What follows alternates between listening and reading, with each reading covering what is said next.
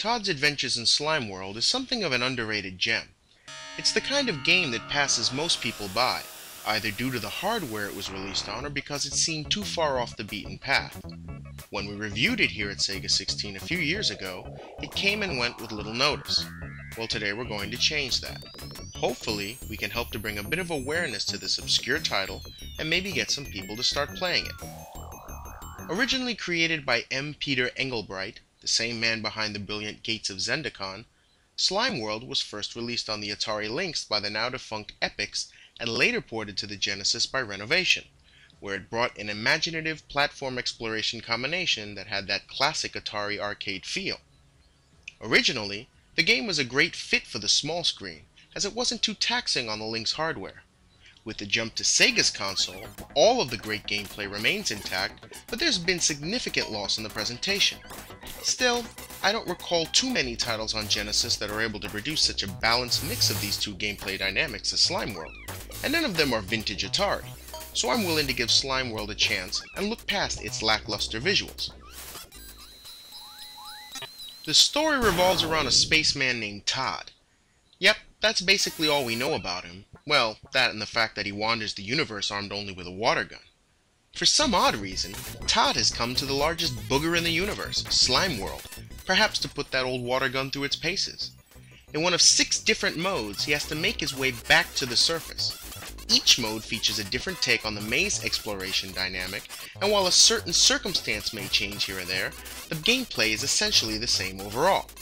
For instance, the Logic mode pits gamers against Slime World without any weapons, forcing them to rely on their wits and powers of deduction to exit alive. Others add time limits or just have the players try to reach the surface where a rescue ship awaits. Todd passes checkpoint arrows as he progresses, and all modes except for the arcade one provide a password that starts things halfway through the maze. Arcade is simply a survival mode, where any kill, a one-hit kill, sends Todd back to the beginning.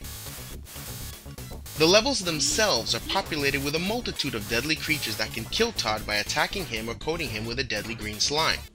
Should the slime build up too much on his blue jumpsuit, poor Todd is consumed and killed. Luckily, there are pools of water sprinkled around the mazes, and these can be used to clean off the deadly goo. Some enemies even turn into red slime, which is an instant kill, and shooting certain objects in the levels, like red gems, can make them explode into red slime, so sometimes it's just better to put the gun away and tread carefully. Todd's water gun is pretty formidable, but it only shoots a single spurt of liquid at a time. It's upgraded soon enough though, and with a more powerful gun comes a ton of other power-ups that are scattered along the way. Shields to protect from a deadly buildup of slime, and even jetpacks are scattered around for Todd to find, as well as slime gems.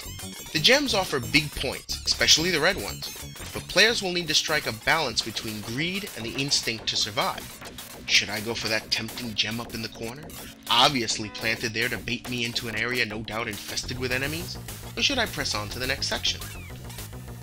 The jetpack is handy for getting to high places quickly, but Todd's also a pretty accomplished climber, and he can scale most cavern walls with little trouble. There are a lot of secret rooms on Slime World, so players will be putting these climbing skills to good use. The control might take a bit of getting used to, as it's not as responsive as some platformers seem to be at first glance. That doesn't make much of a difference here, however, since the game's not designed for quick play. Each of the levels is massive and dangerous, and players who rush blindly into a room will find themselves dying very quickly. None of the modes, except for suspense, have a time limit, and even that one provides a way to extend the clock, by collecting mushrooms. Basically, there's no need to rush here. I kind of prefer the Lynx visuals over the Genesis though, with its dripping background and pulsating slime falls. On the Lynx, the walls ooze and pulsate like living things, and all of that is missing here. As a result, the Genesis port seems pretty subdued in comparison. All the different types of slime are here at least though. The slippery slime that slides you around, the bouncy slime, and the sticky one, as if the enemies weren't bad enough. The sound is pretty much the same in both games, bad enough to turn off. And even though the graphics have taken a hit, one thing the Genesis offers over its handheld cousin is an on-screen automap, like the ones found in the Metroid games. Needless to say, this is extremely helpful for avoiding backtracking and for finding hidden areas.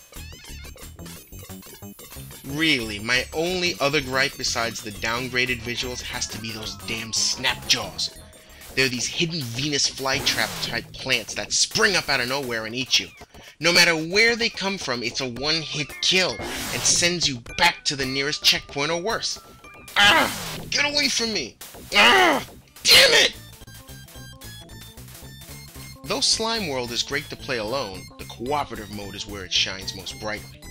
Taking on the mazes with a friend really opens the game up to some great challenges and fun, and those who would rather compete can still do so, though not on the same scale as the Lynx original. The neutered competitive mode, though understandable, is unfortunate, since it would have been incredibly cool to play with 7 other people.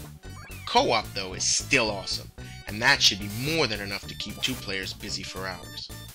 In the end, it's unfortunate that Todd's Adventures in Slime Worlds has garnered so little fanfare, despite the quality of both the Lynx and Genesis versions.